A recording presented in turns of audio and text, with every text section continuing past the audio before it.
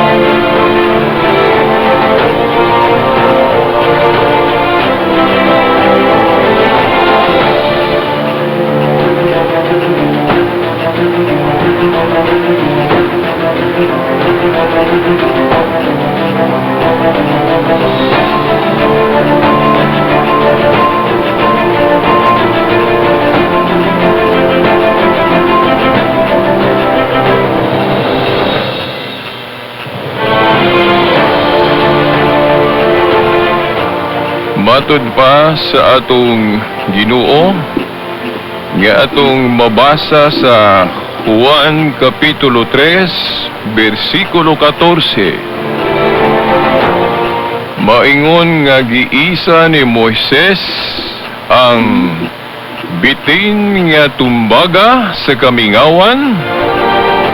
Ang anak sa tao kinahanglang iisa usab. Sa ngalan sa Amahan, sa Anak, sa Espiritu Santo. Amen. Again, yan asab ang tulumanon nga giuluhan, ang kahayag sa pagtuong Katoliko. Uban gyapon ining ubos ninyong alagad sa mong tulumanon, Silbert Donduyano Sr. alias Veritas. Okay, sa gyapon ang mag-auban nato dinhi sa istasyon ng atong mga kasama sa technical side, si kasamang radioman Roger Monera, si kasamang radioman Tax Ilumba, gusab si Danny Luod. Si gawas Rinaldo Cuenca, gusab si Kion Ilumbaring. Basi unang batimbaya sa gihapon sa atong station manager, si kasamang radyoman Edgar Dagumo, o gusab ang iyang mga kaubang mga radyoman. Okay, ang atong pizza karon, pizza 26, no, sa bulan Enero tuig 2020.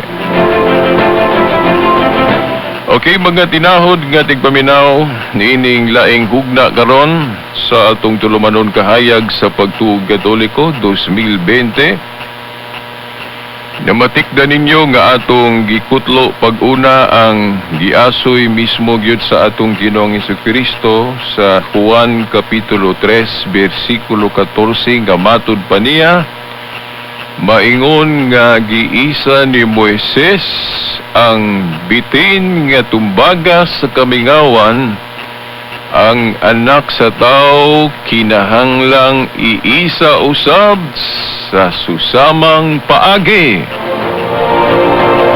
Susamang paagi. Kuno iisa ang anak sa tao. Kung giun sa pag-isa ni Moises ang maong bitin, ang anak sa tao kinahanglang iisa usab, no?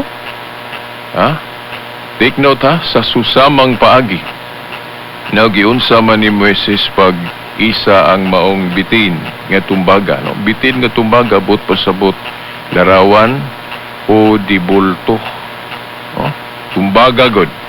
Pag mayong gitag tumbaga, klaro gyud na siyang kinulit o dibulto nga nagpasabot nga ang pagtuong Katoliko wala masayop nga wala idili ang ribulto sa insakto nga tumong.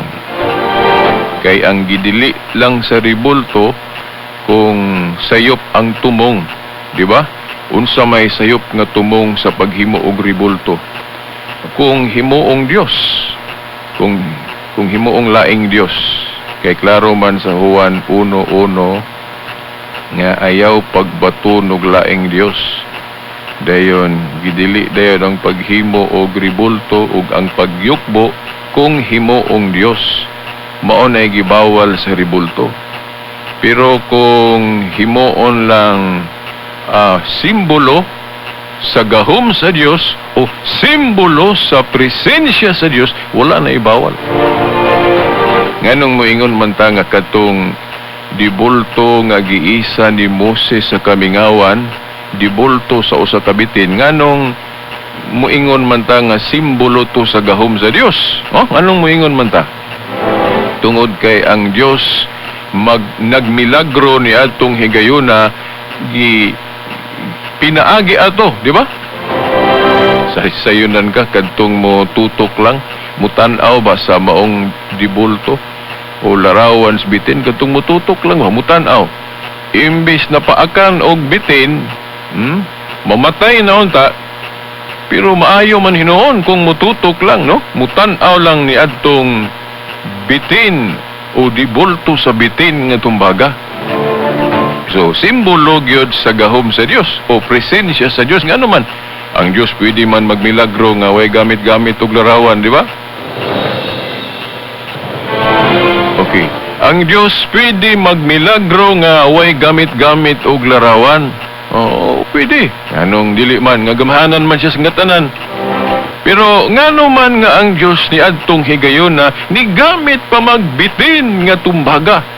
Ngayang gisugo si Moses pagpahimo ato. Si Moses pag yun, yang gisugo ha. Moses paghimog bitin o dibulto. Sa bitin, og iisa kini og kinsa tong mututok o mutan-aw, imbis mamatay, dili hinoon, mabuhi hinoon. So sa ato pa ang Dios na aday higayon diha sa Biblia nga mogamit og butang, mogamit og larawan, pero supak lang siya kung ang larawan mao nay himuong Dios. Di ba? Kay ang Dios mao man tong gamahanan. Ang larawan mahimo lang kasangkapan, instrumento o latayanan sa gahom sa Dios, dili kay mao nay Dios, di ba? Ug mo nay pagtulod ang Katoliko pod. Di ba, kung doon na may mga milagro pinagis larawan, wala itudlo sa Katoliko nga ang Diyos mao tong larawan.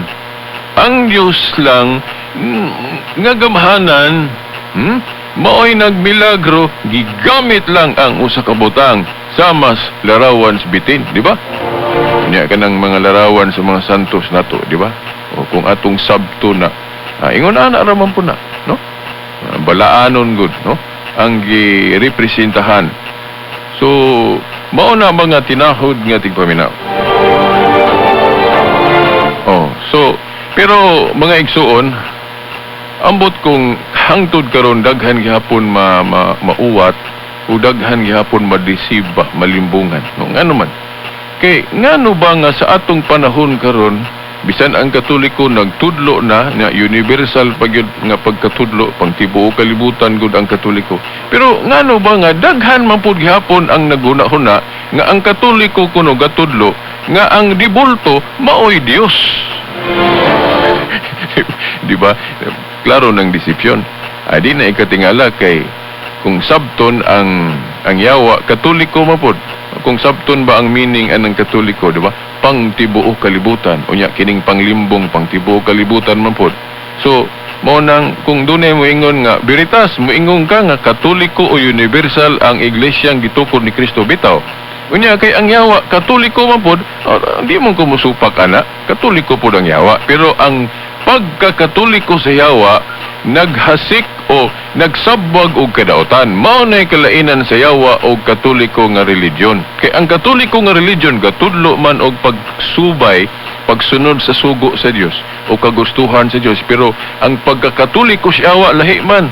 Ang pagkakatoliko sa yawa pagsabwag man og mga pagtulunan o mga buhat nga kadautan. Nya kung doon na mo yung mga Katolikong makita nga nagbuhat og daotan, dili na tungod sa religion nga Katoliko. Kaya ang Katoliko wa magtudlo ana. Kung doon na yung mga Katoliko nga nagbuhat og daotan kana tungod kay naminaw sila sa nag-broadcast og kadaotan, kinsa may nag-broadcast og kadaotan ang yawa. Dili sabton nga kung Katoliko ka nya imong mga buhat Katoliko pud tanan, dili depende na kung nisunod ka sa relihiyon o pagtuong Katoliko, mabalaan gyud ka na. Di ba? Pero kung Katoliko lagi ka nya ngalan ra pod, mahimong Katoliko kas ngalan ra pero wala sa binuhatan kay bulag mas binuhatan. Na mga tinahod nga ting paminaw. Unya timan ibiyaha nga kadtong pag-ingon sa Ginoo nga maingon nga giisa ni Moises ang dibultos bitin nga tumbaga, ang anak sa tao kinahanglang iisa usab sa susamang paagi. Okay, mga tinahod nga ting paminaon sa may but pasabot sa Ginoo ana. Ang gipasabot sa Ginoo ana nga siya iisa usab. Iisa usab. Unsa may katumanan ana? Kadtong pag-isa ni Kristo sa krus, kadtong gipatay siya sa krus, gikinahanglan man to nato, di ba? Ngano man, kay kung bitin nga tumbaga, katong bitin nga tumbaga, no? O ribultos bitin giisa to ni Moises, nagsilbi to nga tambal o antidote sa mga Israelitas nga kadtong napaaka nila imbis mamatay, no? Napaakag bitin, mamaayo hinuon kung mutanaw ato, so nagsilbi tong tambal murabag biogesic ba, no? Antidote, oh, nahimong tambal to sa mga Israelitas tong larawan bitin. Unya sa bag-ong kasabutan god ang gitumong ana, ang fulfillment ana, ang ato mang Ginoong Hesukristo katong gipatay sa krus, katong kamatayon gyud ni Kristo mo gitumong atong larawan bitin. Mo bitaw nga ang Katoliko gatudlo nga ang fulfillment, ang katumanan atong dibultos bitin nga giisa ni Moises, landong man to syado to ang katumanan ato kadtong pag-isa ni Kristo sa krus, katong gipatay siya sa krus, mao nay fulfillment, katumanan.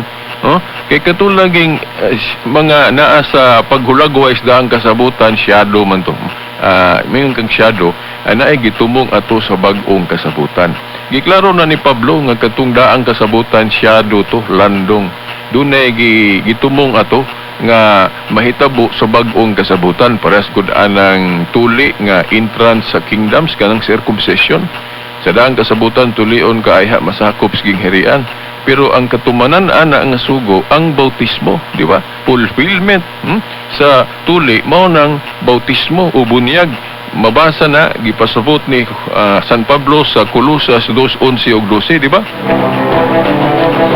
Unya ato pong lakbitan mao po na kanang katumanan anang Jewish Sabbath nga Saturday o Sabado, walang kahibalo ang ato mga igsong Sabadista nga ang katumanan ana kanang pagkabanhaw adlos pagkabanhaw sa Ginoo, di ba? Oh, kanang Lord's Day, oh, Lord's Day. adlaw sa Ginoo. Mao na katumanan, mao na kay siyado man tong daan, mao na nga sa bag-ong tugon atong tuhuan nga ang katumanan ana kanang adlaw sa pagkabanhaw nga maong Domingo na nagkahiyusar ba mga early fathers ana kanang Lord's Day sa New Testament adlaw sa pagkabanhaw.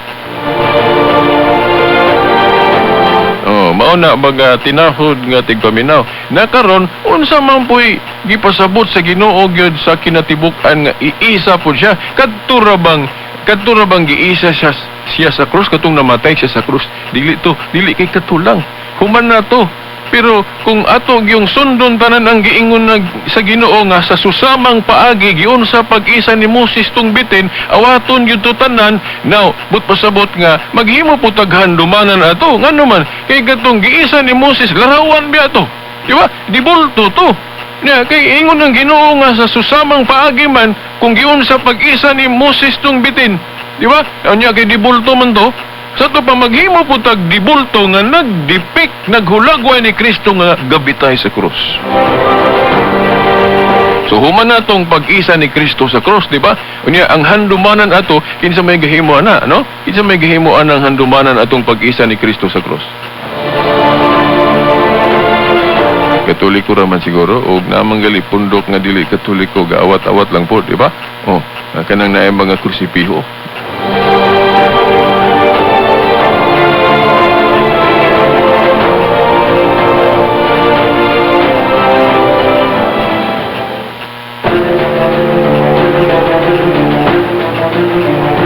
Mga igsuon, giun sa pagsiguro sa Katoliko nga naagyon ang krusipiho, no?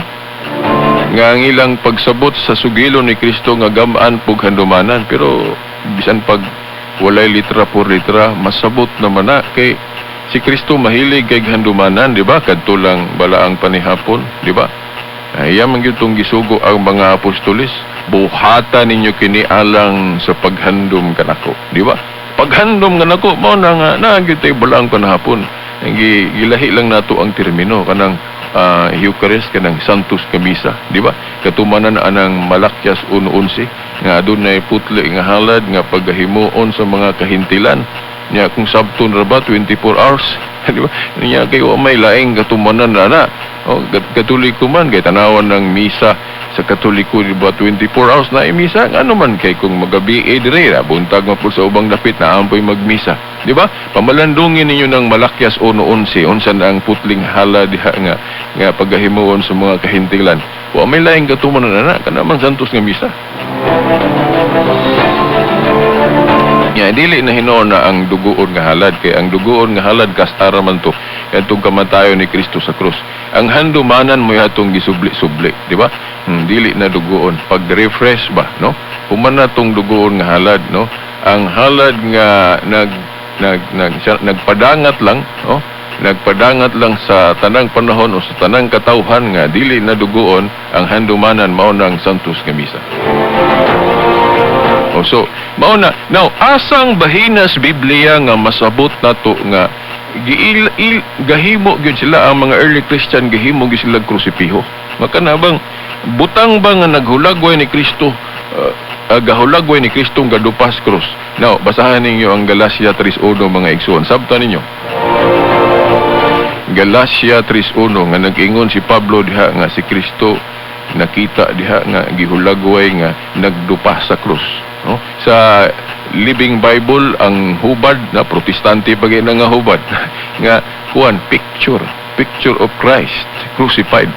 Di ba? Basahan ninyo sa Living Bible sa Galacia 3:1 nga si Pablo gahisgot diha nga si Kristo nga gihulagway nga nagdupa sa krus.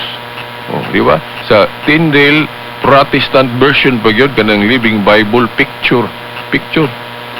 Ugunya sa kuan di lang nako mao ka ba nga kung koy ni Greek no ngayon nga gi-translate po sa English nga giklaro gyud nag kanang gidepict si Christ nga nag-crucified. So kung sabto na krusipiho nya sa church history pod natay mabasa ako man ning gikutlo pod atong tulumanon namo sa Catholic Faith Defenders nya gusto po na akong kutloon diri about og asa na ba to no. Kay mintag makita nako kay ako pong basahon diri sa atong tulumanon nga sa history naagyo na kanang larawan dili na kay gama-gama lang sa Katoliko nga way gibasihan ang Katoliko ana, di ba? Ay di ara. Okay. Now sa early Christian tradition, no? Ato ning basahon before the formation of the Bible, but pasabot ani mga ikaupat ka siglo man na purma gyud kanang Biblia, di ba?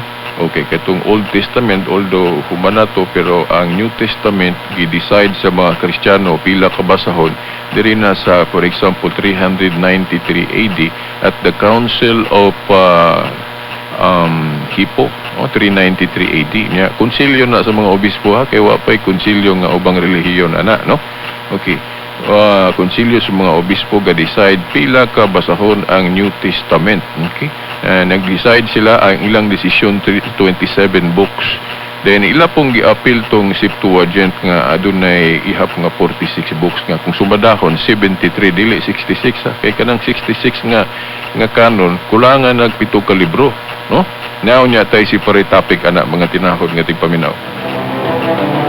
Mga ikaupat pa na siya nga siglo kay around 393, 397 AD. So na sa ikaupat nga siglo mo naibot pasabot aning before the formation of the Bible. So mga 393 o 397 o 381. So before kuno anang panahon na Christians in their churches use statues and pictures. Nagamit yun og larawan. And the 4th century historian Eusebius tells us that he had seen a statue of Christ, arms outstretched. Kanang gadupa sa krus, no? Church History 7, chapter 8. Di ba? So, sa ato pa, katong giingon ni Kristo sa Juan 3:14 nga iisa po siya, katong nagdupa siya sa krus, katong iyang kamatayon sa krus niya, ang handumanan ana, isa may gabuhatan na, di ba mga Katoliko lang?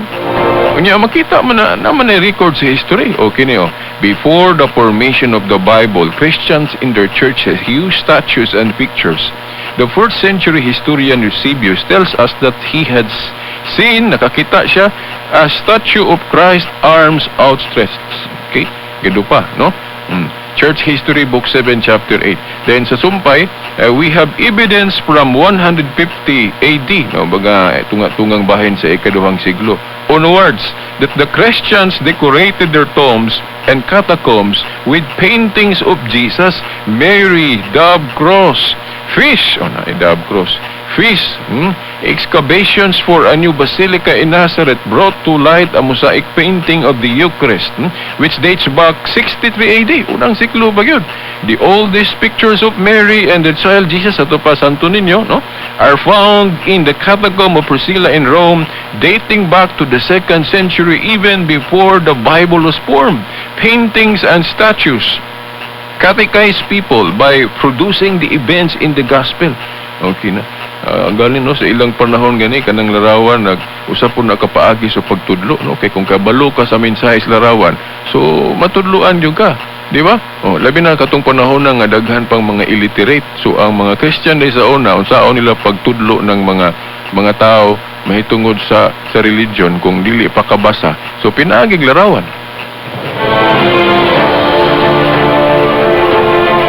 Unya kima nila nga sa Galatia 3:1 gahisgot na si Pablo ana nga nakakita siya depiction ba ni Christ nga nagdupas cross. Sa to pa mo corroborate na sa history nga atong gibasa. Kung magsalig lang kag Biblia di man nasulat diha tanan ang history, di ba?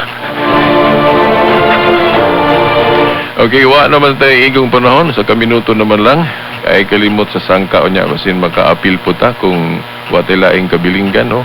Launa sa hapon o sa alas 8 sa gabi diin tulumanon sa Catholic Faith Defenders.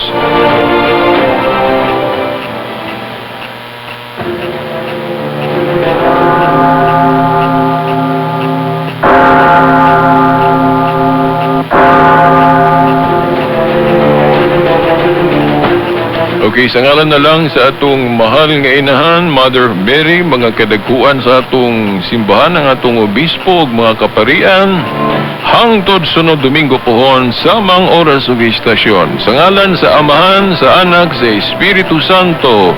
Amen. Radyo mo nationwide. Hi, Daddy Deltin Geronimo po para sa MX3. 2 years ko nang kasama ang MX3 capsule. Ang MX3 capsule ay may clinical study na low in sodium, cholesterol, and fat-free. Tested and proven ito. Mag-MX3 araw-araw. Tunay, natural, at original. Tulad ko. Mahalagang paalala, ang MX3 capsule ay hindi gamot at hindi dapat gamiting panggamot sa anumang uri ng sakit. Miss, basta na germicidal soap gani? Diin man diri. Itong ordinaryo lang? 1,700 pesos ni. Ha? 14 pesos ang sabon, plus 186 tambal sa diarrhea, plus 1,500 doktor ug hospital. Suma total, 1,700 pesos kinitanan. Pwedeng ingon na kung gipalit nimo katong ubang sabon diha, trust only safeguard. Protect against a broad spectrum of germs. Hasta katong mahimong hinungdan og buni, alipunga, bisag diarrhea. Himo na lang na, miss. I won't compromise. Sa safeguard na ko. Miss, papalitar akong Shield Bath Soap. Missis, diri na ka sa mahal. Effective ni. Makatangtang ba na og 99% sa skin germs? Clinically proven ba nga mohatag og 24 hours protection? Recommended ba na sa Philippine Nurses Association? Sa presyo nga igo sa budget nako? Pwes, papalit ako og Shield Bath Soap. Shield Bath Soap. 24-hour germ protection nga abot kaya rin mo. Shield Bath Soap. Manufactured by ACS Manufacturing Corporation. ISO certified. World-class quality. Umasa ka sa Diyos, ang mabuti gawin, at mananahan kang ligtas sa lupain. Kay Yahweh mo hanapin ang kaligayahan, at ang pangarap mo'y iyong makakamtan. Mga awit, Kabanata 37, talata 3 at 4. Ang mabuting balita ay hatid sa inyo ng MX3.